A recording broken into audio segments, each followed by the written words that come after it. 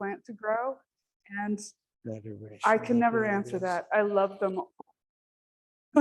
So we'll cover most of the ones that I grow on a regular basis. And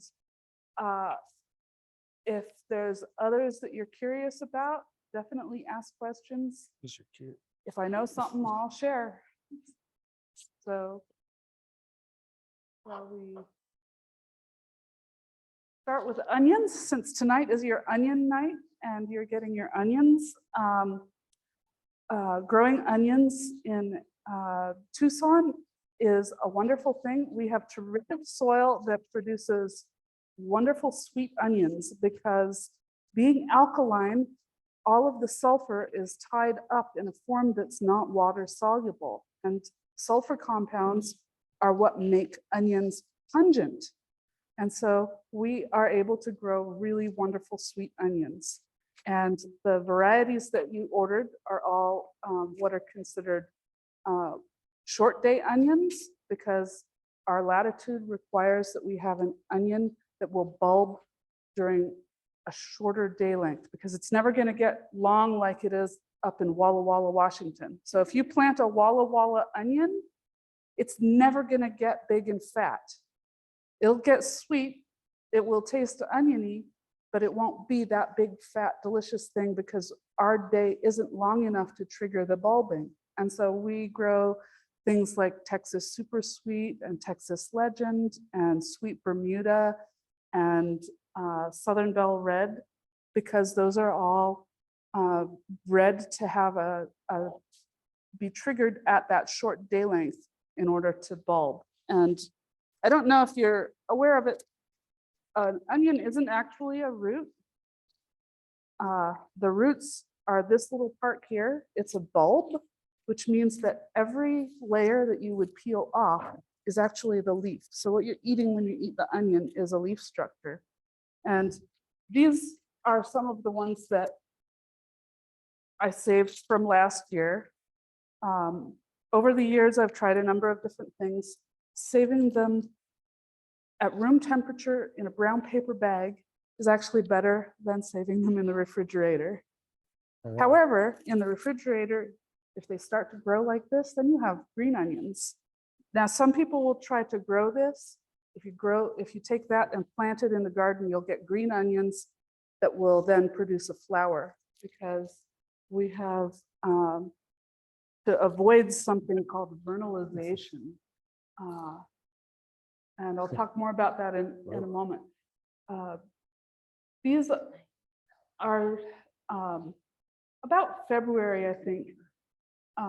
You can see they haven't started making the bulb, and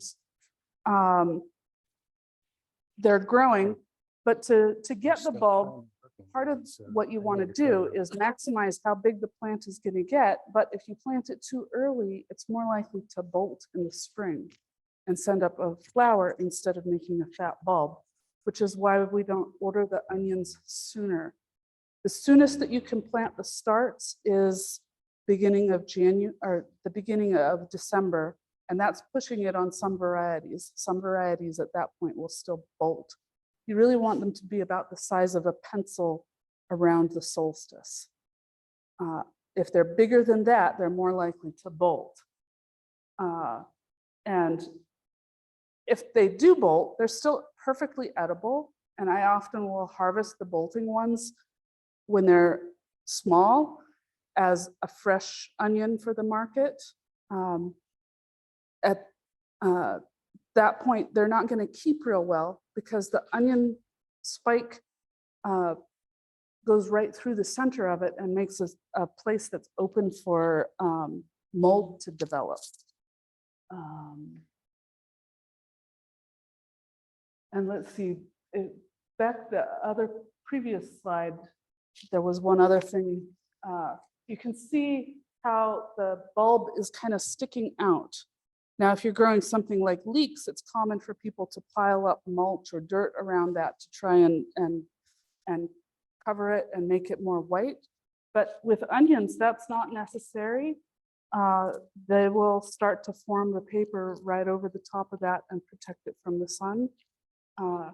And it makes it a lot easier to know when they're ready. And so I never do that. And even with leeks, I don't usually hill them up because then the dirt tends to get in the crevices of the leaves. And I usually find that if you just peel off one or two of the outer leaves, you've got beautiful white insides anyways.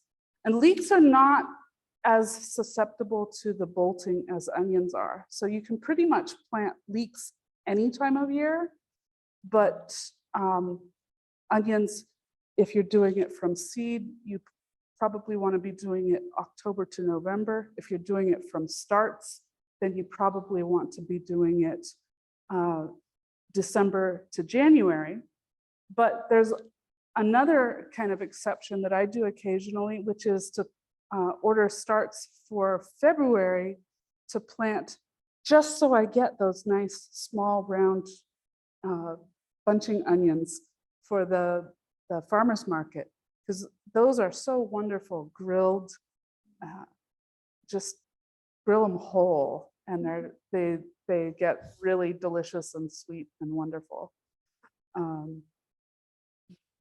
But most people at February are starting to look at planting their summer garden, and so they may not want to spend that much space in onions as I might.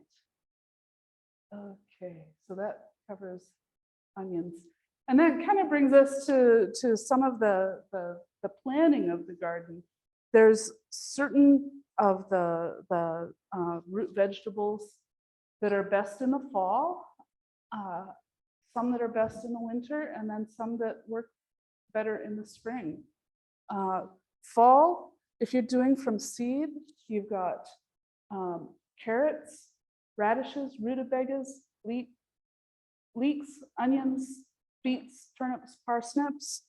And it's really important if you're doing something like parsnips, that's a large root vegetable from seed, to plant it in the fall. It needs a long time to mature, and it tastes better if it's grown during the winter, during the cold months.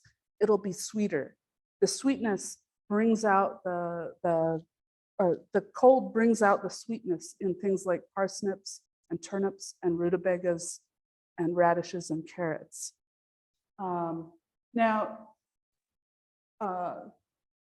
Carrots can be done later. I often will put in carrots in December and January because they will hold a long time in the garden.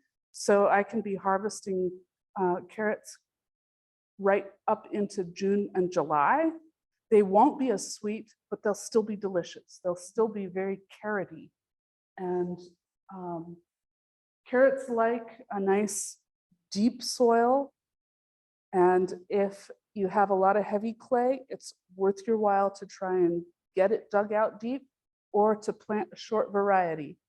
One year I didn't have it quite deep enough, and my carrots got this long and then went sideways. Every last one of them. But there are some nice half-length carrots, and the Thumbelina, the little round ones, are good if you don't have the energy to dig that deeply. One of the things that I've found over the years of growing stuff is that alternating your crops and growing things like corn and grains, sorghum, oats, wheat, barley, helps to, the roots themselves help break up the soil. So I've gone from places in my garden where I could just barely scratch the surface with the rototiller to the point where now I can actually plant carrots in those same places, and not the short ones, but the long ones. So remembering that if you want to have wonderful big root vegetables, you need to also alternate it with those other kinds of things to develop the soil. And of course, legumes are part of that crop rotation. They can really improve the nitrogen and the microbial content of the soil. So those are all important things. And crop rotation doesn't have to be the whole garden. You can do it on a little piece by a little piece basis. But it's a really, no matter what you grow, root vegetables or otherwise, it's a really powerful thing both for improving the soil and for pest control. Going back to fall planting, not from seeds, elephant garlic. If you want big elephant garlic, this is little elephant garlic because I got it in kind of late last year. It's still nice, big, beautiful cloves. Look how big these cloves are, even though it's not very big. Plant in September if you can, because these take a long time to mature and be big. But the beauty about elephant garlic, it keeps really well. So you can see these, even though they're from last year, haven't started sprouting at all the way a lot of my regular garlic has. You can see the little spikes where it has started to grow here. I can pass that around if anybody wants to see.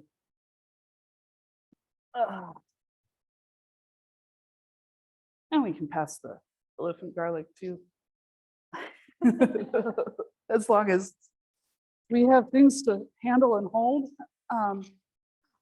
Elephant garlic technically actually isn't even a garlic, it's a giant leek. But the care is the same, the needs are the same, and garlic does better if you can add sulfur to the soil, because just like the onions, the sulfur is what makes garlic pungent. And where we really love sweet onions, we really like pungent garlic. And pungent garlic also keeps better. So adding some sulfur to the soil is a really good thing for garlic. My regular garlic, I try to have in towards the end of October, early November. So later in the fall than the elephant garlic.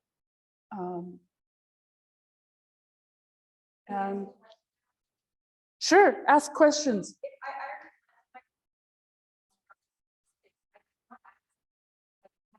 Yeah, you can absolutely do sulfur now.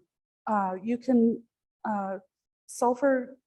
There's a quick sulfur that's water soluble that you can add as a surface treatment. They usually use it for lawns. I got mine at EcoGrow. Where else? And sulfur is basically a mined elemental sort of thing. It's been refined to be more pure, and then it's processed to be pelleted so that you don't breathe it, because you don't want to breathe the dust. So it's really easy to handle. Yeah.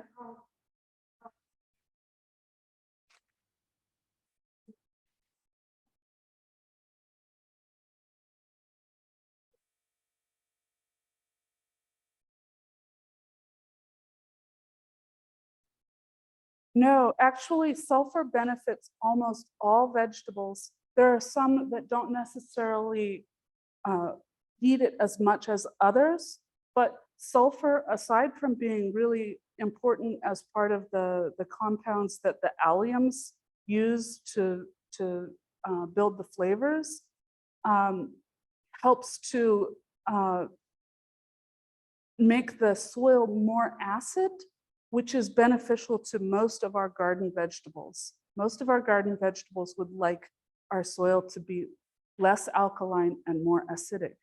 But it's a temporary thing because the sulfur reacts with the alkalinity in the soil and becomes basically inert. The soil is so alkaline that it will eventually react it all into a non-water soluble form that the plants can't benefit from.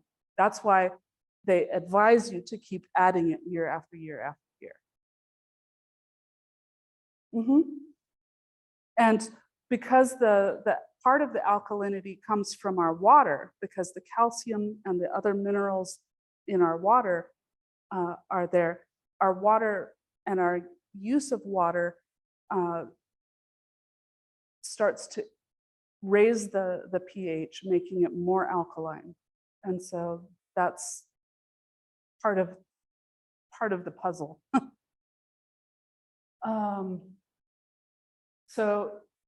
For winter planting from seeds, like I said, you can continue with the carrots, the beets. Radishes are great at that point because they're very fast maturing. Turnips, bunching onion. Most of us around here grow the toys onion, which as a bulb looks like a little garlic. And it grows really, really fast to form a nice green onion. You can also cook with the bulb. It's a lovely flavor, but it's difficult to peel off all the papers. I grow a lot of it as a green onion and just smell those. And you'll notice the little bulb here is pretty dried out, but these guys will continue to sprout even until they feel like they're almost all paper.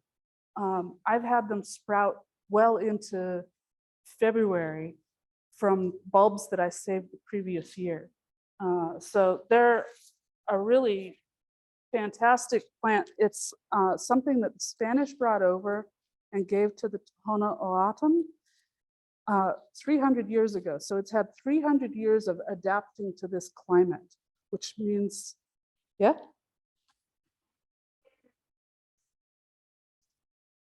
Right. So these guys grow like a bulb. They don't produce viable seed. So instead of saving the seed, you save the bulb. So they'll grow all winter long. And in April, when it starts to get hot, most of the leaves will start to turn yellow. I will stop watering at that point. And when the leaves are pretty much all dried, then I will harvest the whole plant and let it dry more, and then clean off the roots and the tops. And this is what I end up with, little clusters of bulbs. I'm left with all the littlest ones here. Usually I've got bigger clusters, but at the end of towards the end of the planting season, I'll probably plant one more row of these guys. Okay. Sure. So yeah, that was about how to save the toys onions.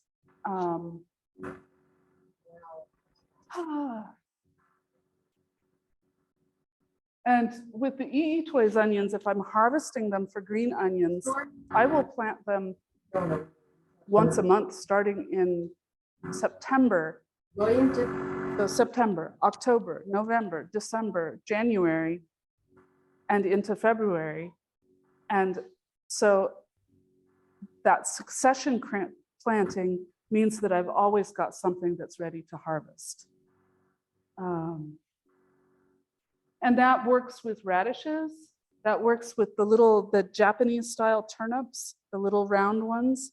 If you haven't tried the Japanese style turnips, those are fabulous. They are so sweet and delicious. They're usually white, or there's a red one, and there's a small one that's got a little blush of purple to it, but they are so sweet. You just can eat them like candy. The seeds are available online, and I'm not sure if I've seen them at a nursery locally, but I haven't looked recently. Yeah, Kitazawa has them.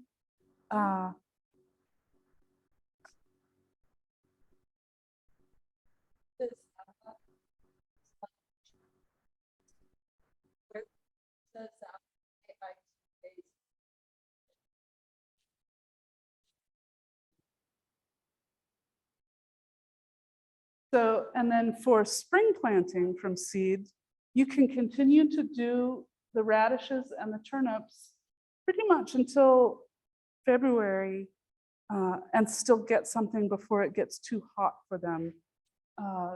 Sometimes it's a gamble at that point. Yes? Going back first.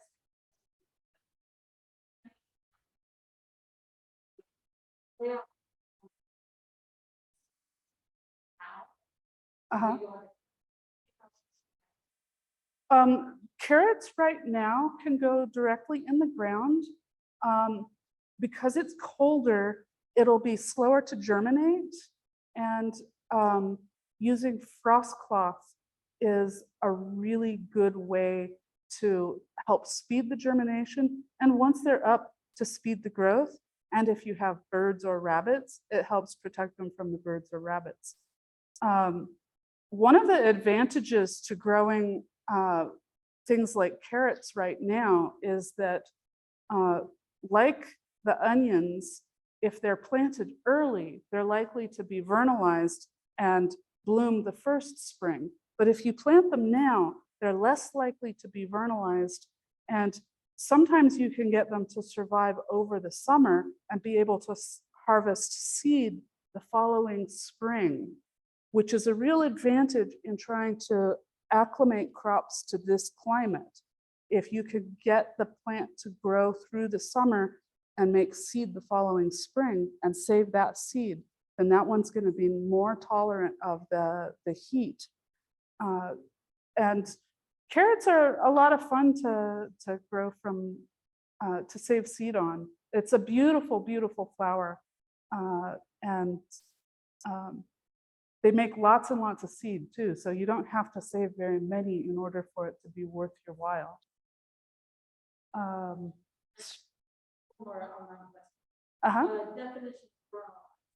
So vernalization is basically being springed. It means that if you plant it in the fall when it's still fairly warm, and then you have cold winter weather, then in the spring, it's warm again. And that triggers the plant to bloom. Mm-hmm. So the vernal equinox is the spring equinox. So vernalization is basically the triggering of plants to bloom in the spring.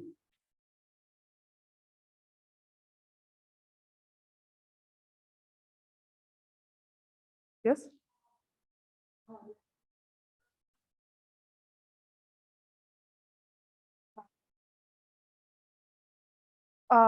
So the question is society garlic edible? And yes, absolutely, it's edible. It's not my favorite flavor. I find it a little bit more bitter than, say, garlic chives, but it is totally edible. The flowers are edible. So if you like it, by all means, eat it. It's popping up in a lot more books as being a vegetable rather than purely an ornamental flower. So I've seen it in 2 different sources recently. So, yeah,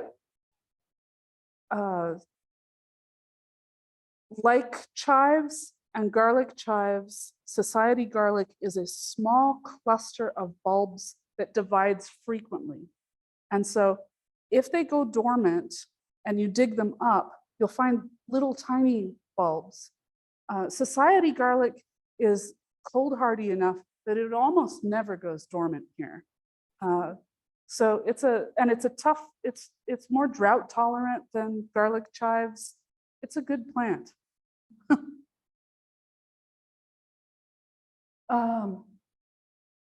So back to spring and starting things that can be grown from starts. This is where we get into some different fun because we have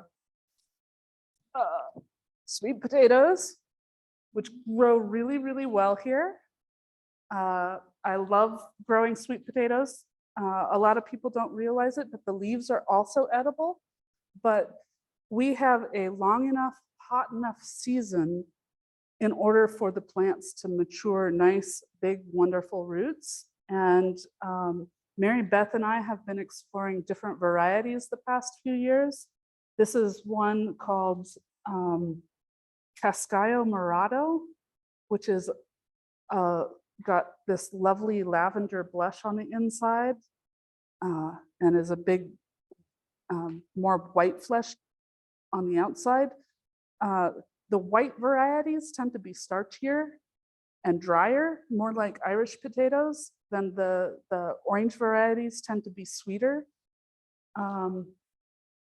And they can be planted pretty much in April, as soon as it starts to get hot, and then anytime through about July. After July, the season starts to get not quite long enough for them to produce a really good crop of roots, but if you plant them, you'd still get a crop of leaves.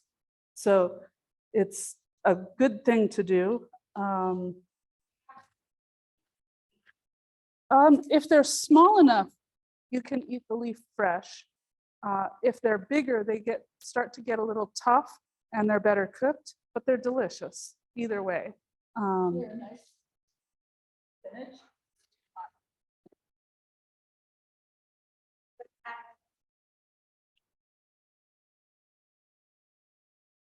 No, actually, in most cases with most root vegetables, anytime that you trim the roots, you are taking away from or anytime you trim the tops, you are taking away from the bulbs.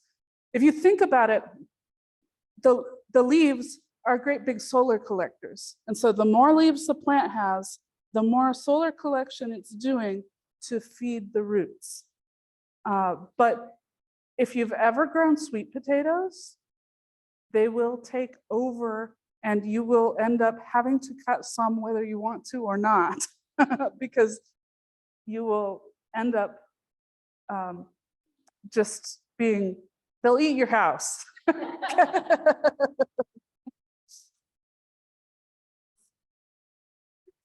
So sweet potatoes are pretty easy. You leave the bulb sit on your counter for a while and it'll start to make little growths. Let the growths get long enough so that they're kind of nice long sprouts. Break them off, stick them in water, and they'll root.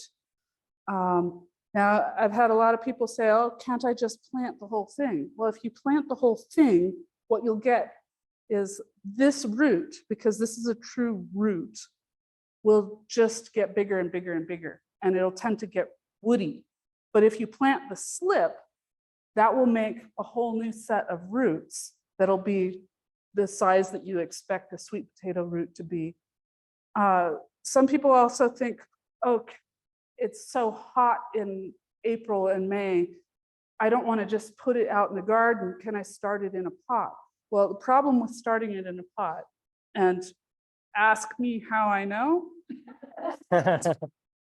is the root starts to do this. And it continues to do that once you plant it in the ground. But these things, I have planted them in June when it's over 100 degrees in the blazing hot sun with no mulch, no nothing, just in the dirt.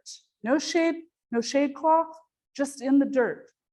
And 2 days later, they're growing. Yeah. They're amazing.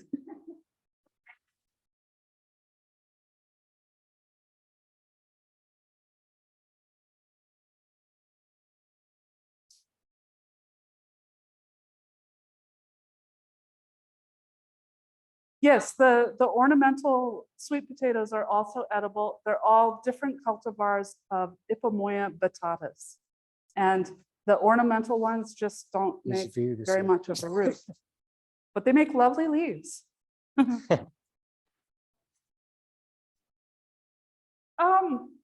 You know, if you've got organic roots, I've never had trouble with them growing. I have one in the house that my neighbor gave me when he went on vacation that's growing as we speak. And if you want to grow more and you have some in the garden, just cut off a piece and stick that in the water. It doesn't have to be a slip off of the root itself. It can be any segment of stem will start.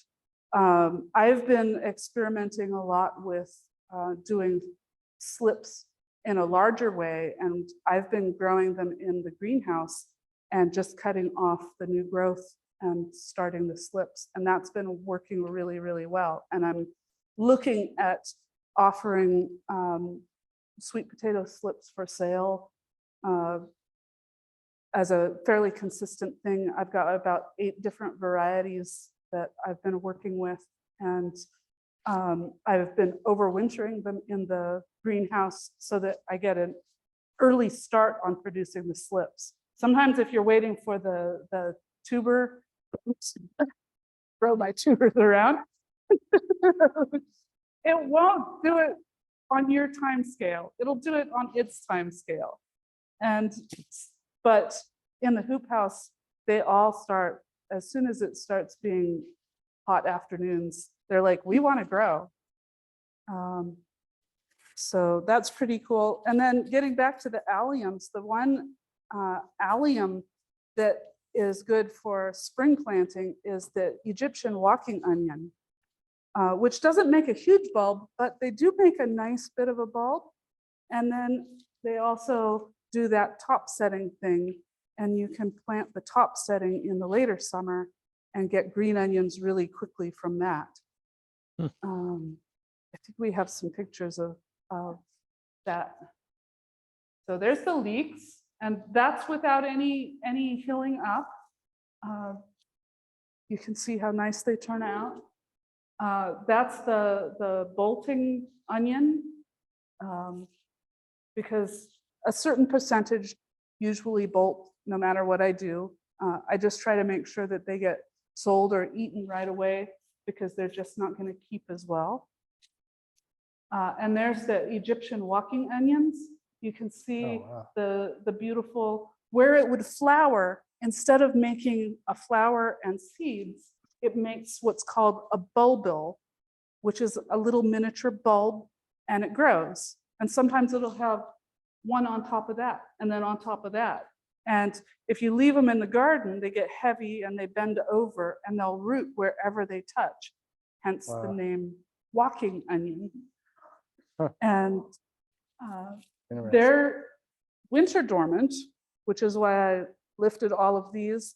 I just lay them out and let them dry, and they stay like this all winter long. And then in probably April, I'll plant these back in the ground.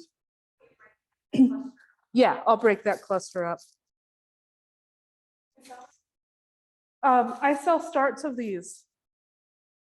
Awesome. And let's see, the things from seed are onions and leeks for the alliums. Brassicas are turnips, rutabagas, radishes, and then beets, and then carrots, parsnips, and parsley root for the umbelliferae. Parsnips, I have actually had quite good success with. I have one part of my garden that's fairly sandy soil, and that's been my best bet for them. And they got like this big around. You just have to be patient. The other thing with parsnips is you need to have fresh seed. The seed ages really quickly. So don't plant seed that you've been thinking, I might grow those someday. Go out and pay the $3 or whatever it is to get a new packet of seed, or you'll wait forever.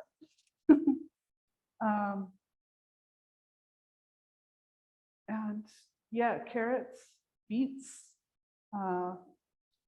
the red onions, that's the Southern Belle Reds, are my favorite. They keep really well. And I know the Dixondale catalog says they keep like 2 to 3 months. So this was harvested last May and it's still good. Wow. Turnips, Question? question? How do you what? How do I thin carrots? Hmm. So I have two things. So I have a device that has a little hopper and two wheels that I push along the row that spaces the carrot seeds out. They still have to be not individually, but it makes it not quite as thickly as if you just do this. Another technique is to mix it with sand and then sprinkle the sand. Another technique is they sell a tape that has the seeds spaced out. That's probably good for small garden situations where you can't use a mechanical thing. But there are a number of different things, but otherwise it's just hands and knees thinning.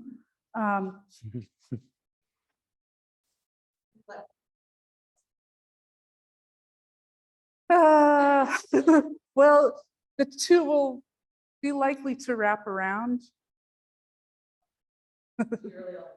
Yeah, you really only want one. Did I have any that were wrapped around each other in that picture? No, they're all nice. It looks Yeah. straight. So actually, closer than an inch. Like when I'm the seeding, the mechanical seeder that I use spaces them about an inch, but then they kind of spread out from each other because it's got a little thing that comes behind and drags the soil. And so that kind of makes it so that they're more like a quarter of an inch to a half an inch apart, because it puts several in one spot, because the hole is big enough for about 5 or 6 at a time to go through the hole. And beets, if any of you don't know, the seed is actually an aggregate seed with multiple seeds in one thing. And so even if you carefully space them out an inch or apart, each one is going to have several seeds come up from it, because the fruits all grow together the way strawberries are an aggregate fruit with a whole lot of little fruits that basically grow together. Pineapple is another aggregate fruit. Didn't know that.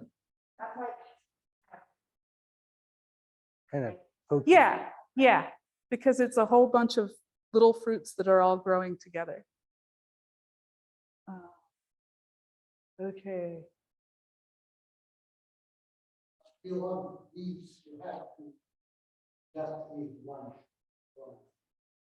Yeah.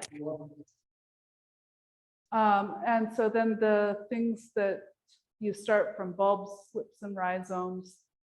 The alliums we've talked about pretty much. Onions, leeks, garlics, elephant garlic, Egyptian walking onions, the sweet potatoes. Irish potatoes, I haven't really come up with a successful solution to. They don't like our summers, and our winters are just a little too cold for them. I'm planning to try them in the greenhouse sometime in a container, like a 55-gallon drum cut lengthwise, and see if protecting them in the winter would give them a long enough season to produce some tubers. Choosing varieties with small tubers helps. So the little fingerling potatoes, the little boilers do better than the others.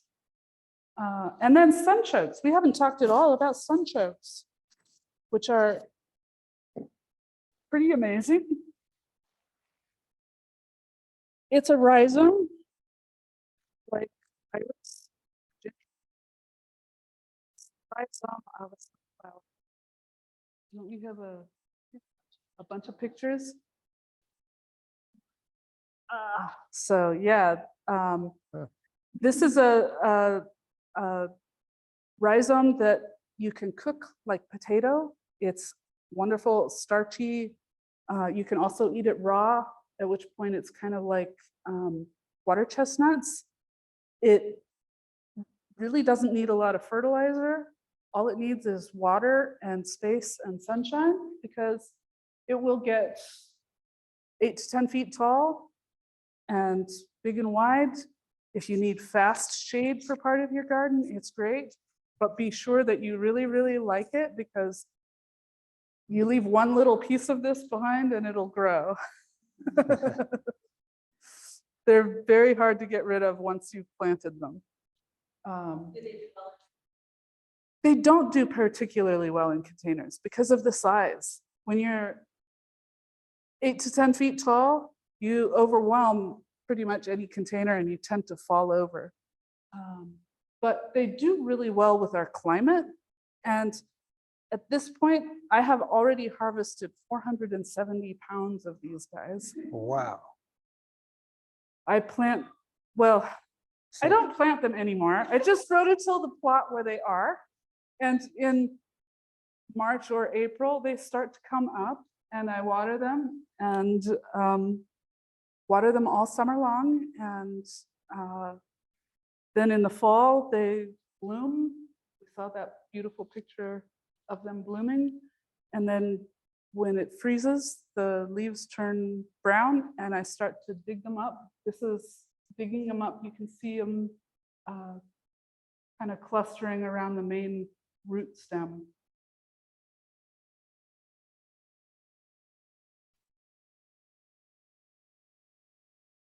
Mm. Mm. Now, the other warning is that they have the type of starch is inulin, and some people have a hard time digesting that, and so it can cause a lot of gas. So before you plant them, make sure you really like them and that they like you.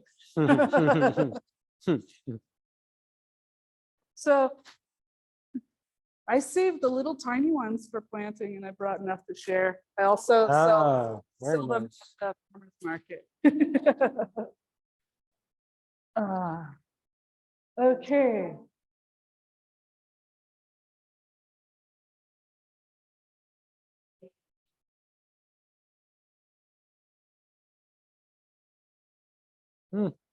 Awesome. Yes, they're very easy to grow. That's the elephant garlic just Yes. after I've harvested it. When I'm harvesting alliums, I'll dig them up like this. I'll leave the roots on, I'll leave the tops on, and just lay them out in trays in a single layer and put them in a shady place to dry. And then when they're totally dry, I'll cut off the roots and I'll cut off the top. And then the dirt just falls off. You don't have to wash them or clean them or anything. Planting, these guys, I do just about 3 to 4 inches apart in kind of a grid pattern. And you just stick them in just a little bit deeper than the bulb itself.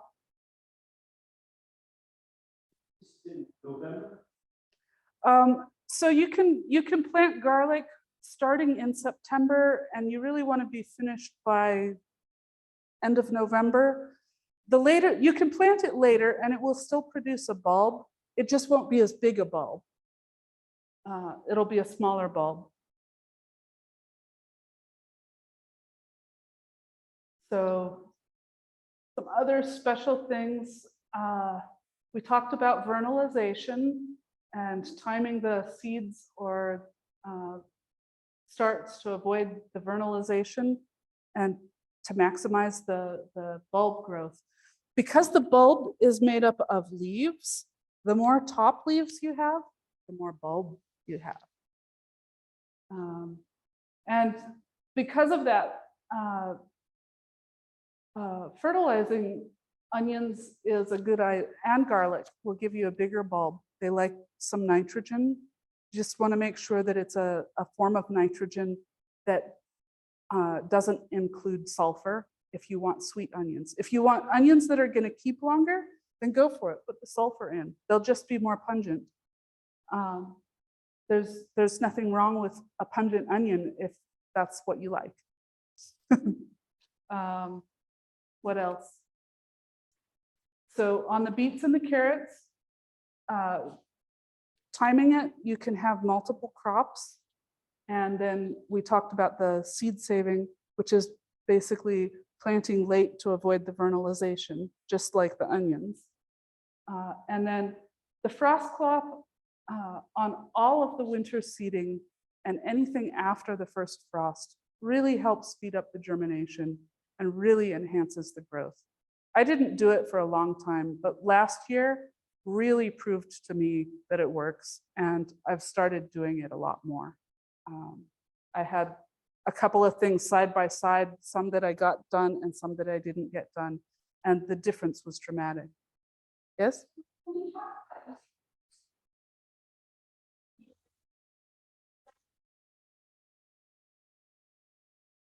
Yeah, so I take wire, they call it remesh.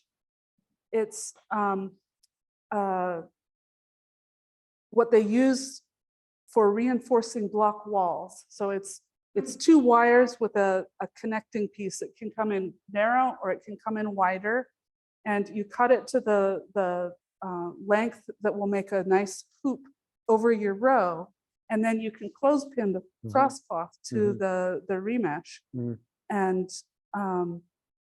it's a lightweight. It's doesn't take up a lot of space if you have to store it over the summer. You can use it in the summer for shade cloth, exactly the same way with clothespins or binder clips or anything just to hold the cloth in place. And I usually do it just a little hoop, a couple feet off the ground. And then it's pretty easy to lift it and harvest the greens or the vegetables underneath.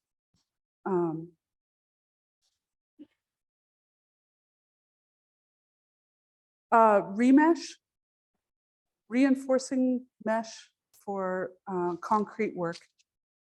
And they have it in sheets where you can do like.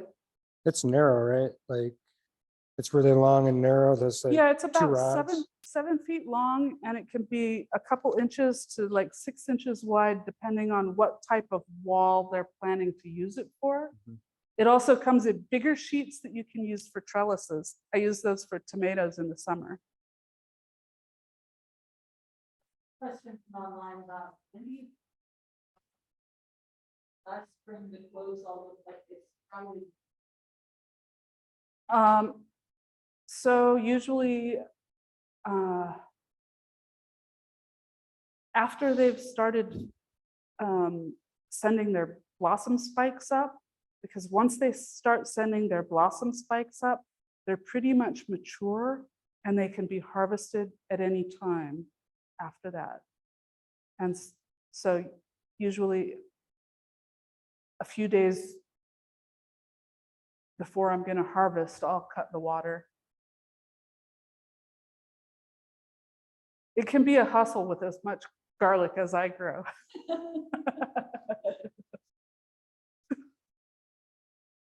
Talk a little more about the frost cloth. Like now, and I was wondering, should I cover it? Yeah, the frost cloth will keep the soil a little bit warmer at night, but during the day, it'll be like a mini greenhouse. And so it will help heat the soil even more during the day. It's not just to keep the frost off at night. And so if you put your hand in there during the day, it will feel distinctly warmer. And if you have feral cats, they'll discover that it's a cozy place to hide and wait for birds. But Don't want those. yeah, the real lightweight one. You don't need anything super heavy. You want the light to be able to pass through it so that you don't have to take it off. And then the light just passes through it and the plant grows there. And Of course, if you're using a sprinkler to water, you'd have to take it off for watering.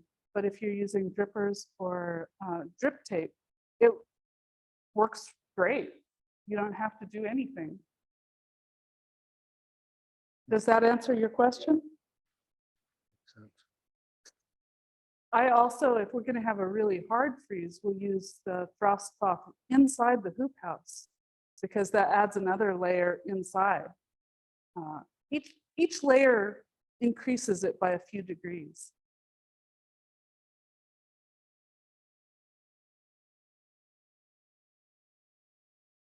Okay, so.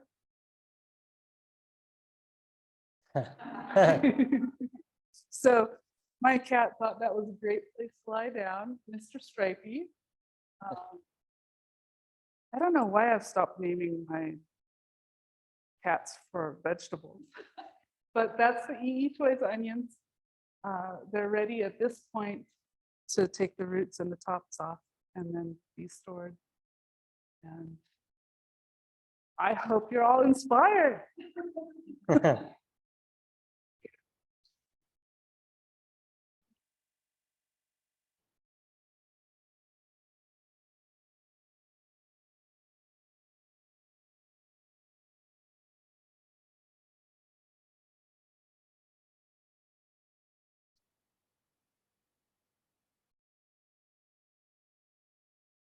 Yeah, because any kind of soil mix that you use for a container planting, not only is it going to be low in sulfur and other kinds of nutrients, but every time you water, it's going to flush the nutrients through.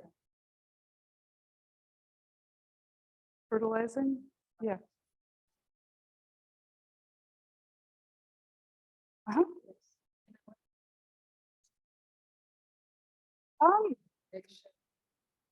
Yeah, usually that's not necessary. The kinds of things that need calcium are like tomatoes that get blossom end rot.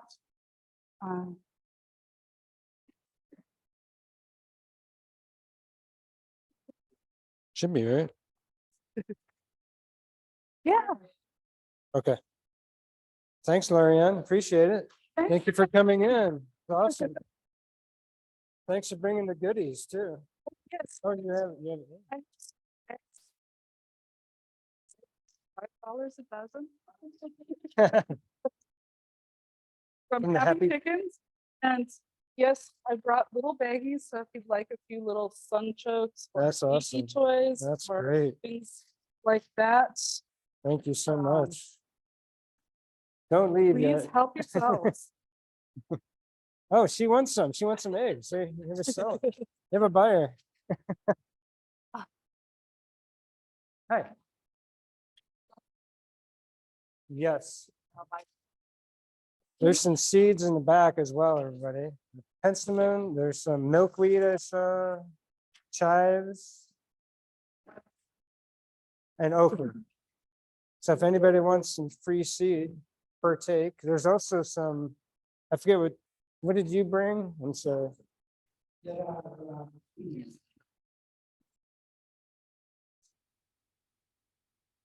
Hibiscus. Uh-huh.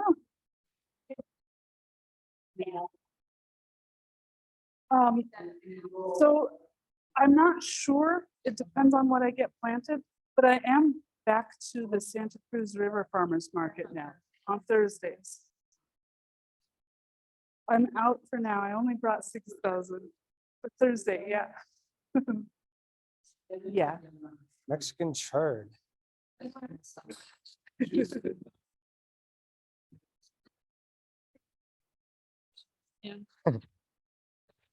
So before you leave, if you want any, partake. I'm also going to give away some prizes. Yeah, yeah. So we have 2 books that we're giving away, 2 gardening books tonight for everybody that came in person. So if you can hear me. All right, so I'm going to call out the number. It ends in 56. 756. Are they getting elongated? Sorry, leaves? didn't get yours first. So you can pick which one you want. Yeah, Yeah. It's hard to say. If the leaves Me look either. really good and green, then it's probably not a sun. all right, one more. 754. Could be mine. If it is, I'll give it away. No. 754. You get this. It doesn't sound like it's the sun. So thank you, everybody, for coming tonight. Appreciate it. I love the turnout and I really appreciate everybody being members and for supporting the organization. So Right. I used the champion. what's that? She did. Mhm. She's got the other one. Yeah, she took the other book. Yeah, I'm gonna go give this to Kathy. So well, if the leaves are green, I'd just try again and try again, because it sounds like you're doing everything right. And then you can one more. But for the garlic, I still have some that at the back of the refrigerator. Uh-huh, that I haven't. uh-huh.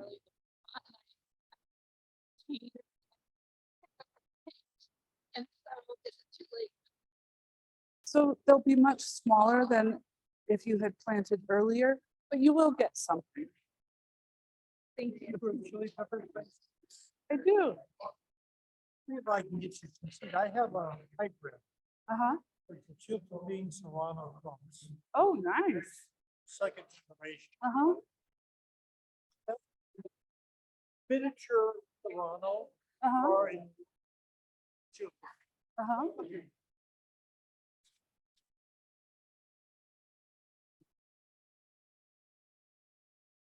Yes, I grow a little of everything. That's, yeah.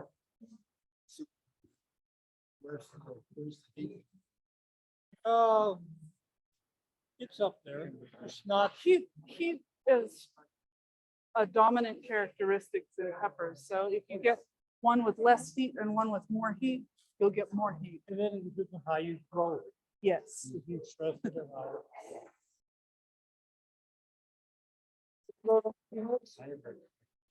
So, acidification process.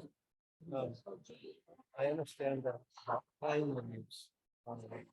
Listen, Uh-huh. so if you come with you mulch. Pine leaves, does Uh-huh. that help you Helps a sometime? little bit. It helps a little bit for sure. Thank you very much. Yeah. Not sufficient. You know, use everything in your A toolkit. little bit. Uh-huh.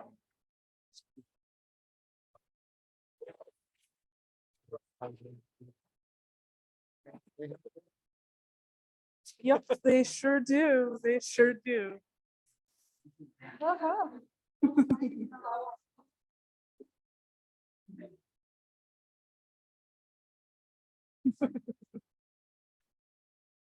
You're welcome. No, I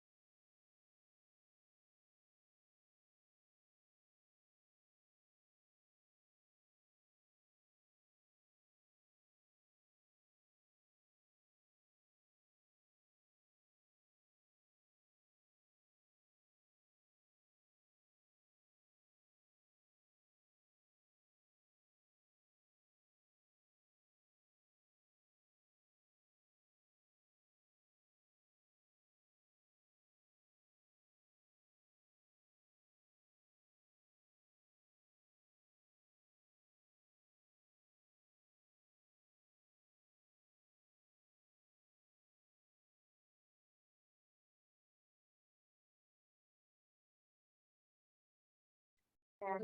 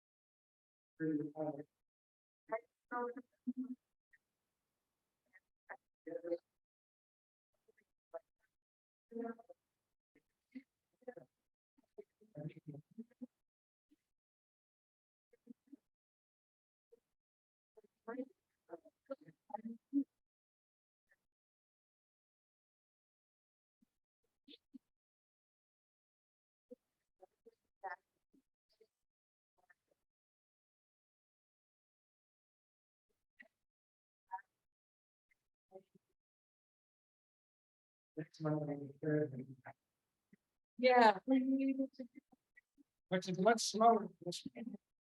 and that'll be just fine. It'll be more cozy Yeah. with the ceilings.